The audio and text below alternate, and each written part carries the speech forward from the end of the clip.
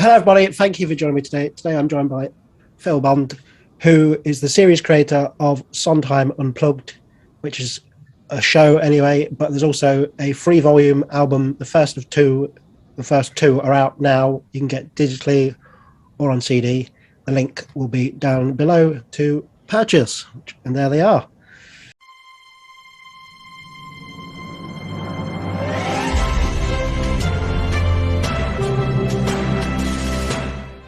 Hello, Phil. Can you start by introducing yourself and just tell me a little bit about Sondheim Unplugged?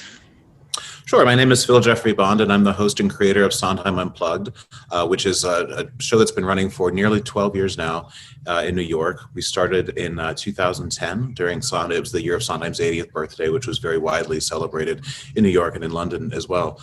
I went to a concert at City Center, and it was a big gala concert it was very grand and an enormous orchestra, and it was hosted by Mia Farrow, and all these great Sondheim originals were there. And I thought, well, I'd like to do something to celebrate Sondheim's birthday. And I was running a theater at the time called the Laurie Beechman Theater on 42nd and 9th. And I thought, well, what could I do that's a little bit smaller, that doesn't have a 42-piece orchestra? And I thought, well, what if I just had a trio, piano, bass, and drums, and we did something like that? And then I thought, well, actually, just hearing these songs with the piano gives it sort of a new originality in a sense, because you're hearing the songs without all of the orchestration, and you're concentrating on the brilliance of the melodies and the lyrics.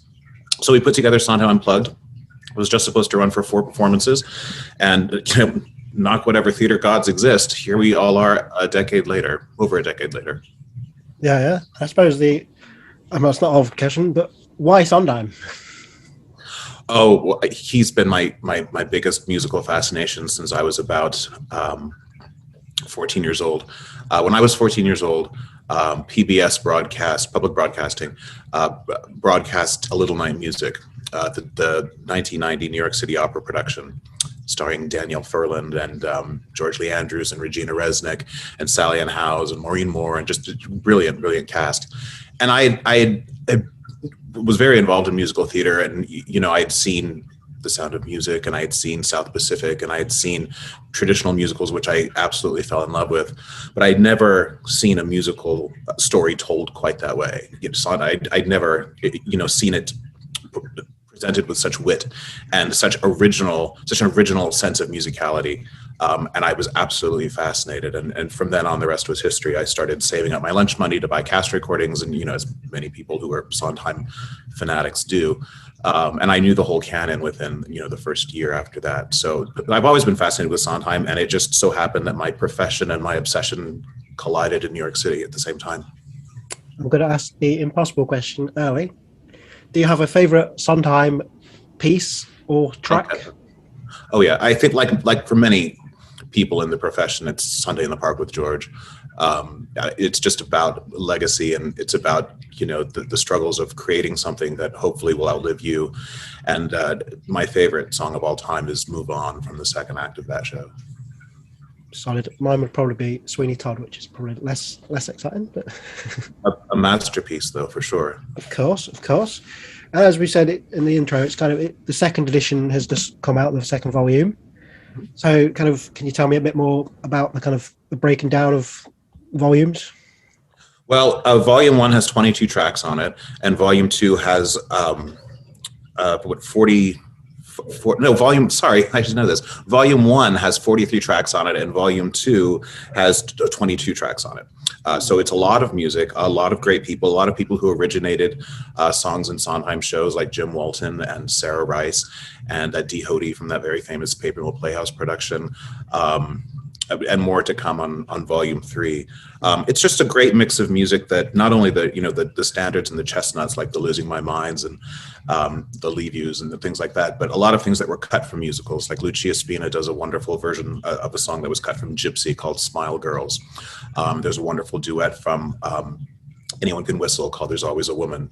Obscure things that we like to present in the show as well, because most of the people who come to the show are pretty well versed in the Sondheim universe. So if we just go up there and do the standards every month, they might get bored. So I really do look for stuff that perhaps they've not heard before, stuff that was cut from the film version of Into the Woods, for example. There's a great song written for Meryl Streep called She'll Be Back. And I love it when we find obscure things like that to do. So the CDs reflect that. There are a lot of things, even the most devout Sondheim fan may, I hope, not have heard. Yeah, and I suppose that's what kind of keeps, like you say, interesting for you, I suppose, because, like you say, 12 years down the line, that you're still doing the show, and obviously if you just did the same hit, the big hits as kind of... We can't do Send in the Clowns every 30 days. It just doesn't work. No, of course. And kind of, how do you go about then selecting, I know obviously say like finding the obscure tracks, but how do you go about selecting which tracks to put on the volumes?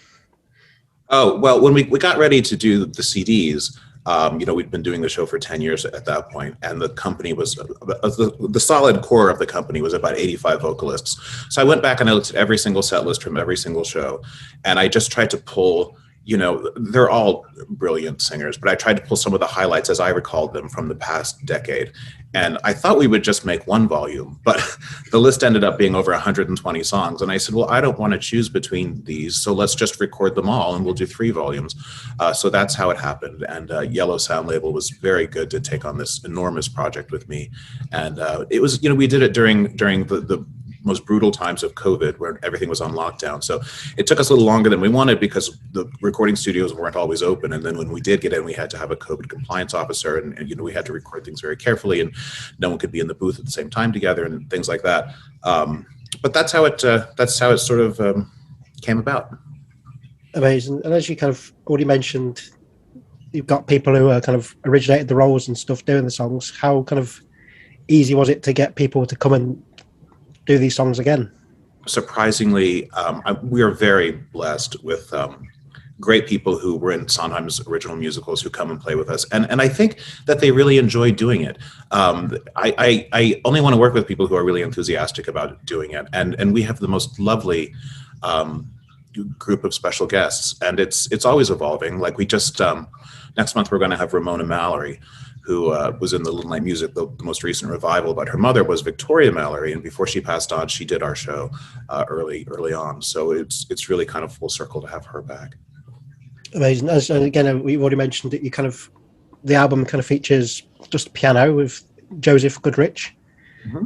I guess kind of, was there ever that kind of possibility to go big? I suppose like you do the show anyway, like you say, kind of the 3 of you, kind of the 3 kind of musical artists. Is the show just piano, or was it just? It's just piano. That's why we call it Sondheim Unplugged. Yeah, and I guess kind of, was there ever that kind of option to go when doing an album? Did you ever want to go bigger, or did you want to just keep it that stripped back? No, we wanted the album to be an accurate reflection of the show. The only time we use a little bit of instrumentation in the show is every October we do a show called Into Sweeney Todd's Woods, and it's sort of a special edition of Sondheim Unplugged. So we bring in a violin. Yeah. And a bass, and those are all orchestrations that are written. That's the only show that is the same every year. Every other time you come to see the show, it will be a different cast with different singers and a different lineup. Amazing. And I guess obviously, well, we know that he obviously passed away last year, Sondheim. Has that changed kind of the show in any way, or has that kind of changed the approach? Well, it was interesting. When Sondheim died in late November, he passed on a Friday, I believe it was. And I got home that day, and I was looking through my mail, and there was a letter from Stephen Sondheim, and it was a note saying, "Hey, thank you for the CD. I got it." And I thought, "Isn't that nice?" And then 15 minutes later, my phone started blowing up, and we found out that he had passed. And then that Sunday, we had to go and do the show. So we had to entirely throw out the show that we had planned and hastily put together a show that would be appropriate for the moment, because everyone was just in such shock. I mean, he was 92. No one thought he would live forever, but it's still a shock. It's like losing Euripides. It's like losing Sophocles. It's a really big deal. So we didn't know how the show would go on the heels of his death. And by the time we got to the end of it, it was really moving, and I'll never forget that night.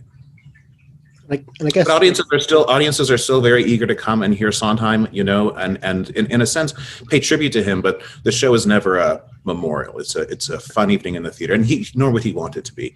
It's just a fun evening in the theater celebrating some really amazing music. Yeah, and I guess did that kind of help? I presume you started the albums pre his death, had you? Oh yes, we had hoped that he would get to hear all 3 volumes, but death is never convenient. No, and I guess that's kind of it comes at a good time as well then, because obviously Legacy is there kind of to hear in kind of a new way as well. Exactly, yes. which is exciting. But kind of going back to Legacy, what do you kind of think the lasting, obviously he's a musical genius, as we all know, but what do you think his lasting legacy kind of will be kind of 100 years down the line? Well, I say this in the show now. I brought up Sophocles and Euripides and people like that, Aeschylus, Shakespeare. He's in that ballpark. He is up there, and his work will be performed for generations and generations and generations to come. In terms of his specific legacy, he stood on the shoulders of masters like Oscar Hammerstein, like Rodgers and Hammerstein, like Lerner and Lowe, and came up through the ranks with people like Bach and Harnack and Mary Rodgers and people like that. But he took what had come before him and turned it on its ear and gave it his own, uniqueness. And I think that that's what he will be remembered for. And a lot of people have tried to imitate him, and you can't. It's his unique voice that will live on forever. Yeah. And for people who are watching, feel free to go big on the plug for your monthly show. Where is it? Where can people come see it? Oh, well, thank you. It's at Feinstein's 54 Below. It's every month with the exception of July and August. And we're usually there the last Sunday of every month. And occasionally we travel. We've been to London 3 times, once at the Hippodrome and twice at Crazy Coq's. And we do plan to come back. We've just been waiting for all of this travel madness to clear up. Okay. And we do it with a great cast of UK actors. So I do hope we'll be back. And sometimes the UK actors are in New York and they join us. Last month we had Tracy Bennett, who was you all know who Tracy Bennett is, but she did that great Follies at the Royal National. And this month we have Lorna Dallas. So it's really nice when the English folks are across the pond, as they say. Yeah, cool. Now I tend to throw some quick fire questions into my interviews. So these are more just generally about you and your kind of theatre life, or just general random questions. I'll do my best. The first one would be, what was the first piece of theatre that you can remember seeing in your lifetime? South Pacific. It was a community theater production of South Pacific, and I was gobsmacked. And I knew right then and there that I would be a part of that forever. Yeah. What would be as difficult one, favourite piece of theatre that you've seen in your lifetime? Sunday in the Park with George. Solid. This is a bit more abstract. If you could be an animal for the day, what would you be? I'd like to be my cat. I think he has it really well. Yeah. That's good. And what was the last song you listened to?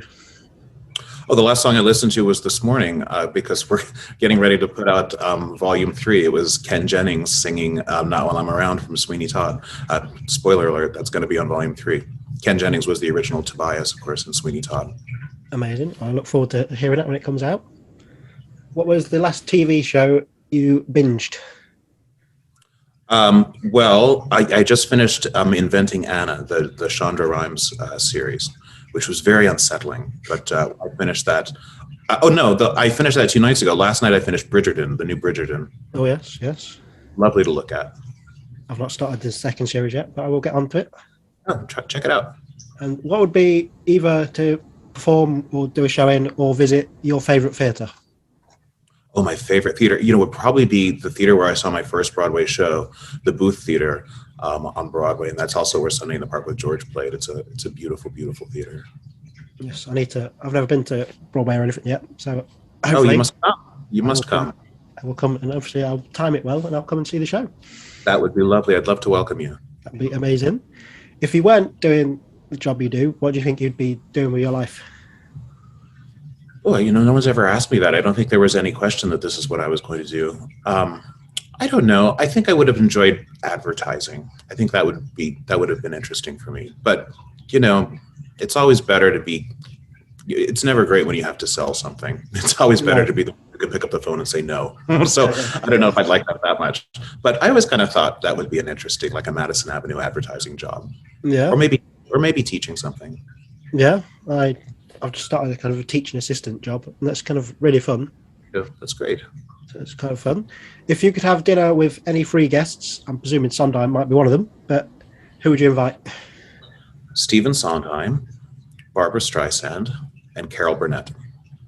That is as strong as they come in any interview I've done. That's pretty much up there.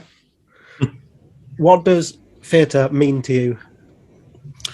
Well, it's a mirror. It's these are very difficult times we're all living through right now, and it's a catalyst to change. Theater as I think Sondheim said, at its best, at its core, is an act of aggression. It's an act of looking to change something, of holding a mirror up to society, and hopefully, changing the world in very small ways. So that's something that I can wake up every morning and be glad that I get to do in some small part. Amazing. And what would be the best piece of advice you've ever been given? It's from a Sondheim lyric from Move On. The choice may have been mistaken, the choosing was not. So that's the best bit of advice I ever got from him. And every time that I've made a life-changing choice like that, it has turned out for the better, in one way or another, even though it didn't immediately present itself that way. Amazing. And my final question for you today is simply the big sell for you. Going back to advertising, why should anybody watching get your albums? Well, I think, first of all, here they are. There you go. And I think they're unlike any of the other Sondheim albums out there. There are brilliant compilations out there from past concerts, studio albums. There are just a great many, but there aren't any that just focus solely on the piano and also include so many people from the original companies mixed with, sort of some of the hottest actors who are on Broadway right now. So that's sort of a very original take on it. Plus, there are 86 tracks out there now, and there's soon to be over 120. So it's a nice little encyclopedia to have on your phone or your tablet or wherever, and you can just ask Siri to play that song anytime you want to reference it. Amazing. Well, that wraps that up brilliantly. So thank you for your time today. As I say, the links below will be to purchase book the first 2 volumes, and I presume, I don't know if is there a link to pre-order the third one yet, or just go to sondheimunplugged.com and all the info you need will be right there. There you go.